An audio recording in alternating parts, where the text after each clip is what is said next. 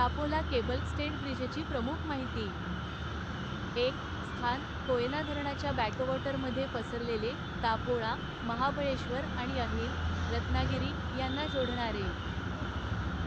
2. परिमाणे अंदाजे 540 मीटर लांबी आणि 14 मीटर रुंदी. 3.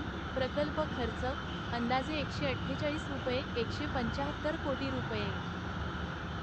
4. परिणाम महाबळेश्वर आणि कोकण प्रदेशातील प्रवास अंतर लक्षणीयरित्या कमी करते, ज्यामुळे या भागातील पर्यटनाला चालना मिळते. 5. रचना एक आधुनिक 2+2 लेन केबल स्टेड पूल, जो पश्चिम महाराष्ट्रातील पहिला म्हणून ओळखला जातो. आणि 6. प्रगती पूर्णत्वाच्या जवळ, मे 2026 च्या आसपास उद्घाटन अपेक्षित. हा प्रकल्प कांदाटी, सोलशी आणि कोयना खोऱ्यांमधील एक महत्त्वाचा दुवा म्हणून काम करतो, ज्यामुळे महाराष्ट्राच्या मिनी काश्मीर शी संपर्क वाढतो.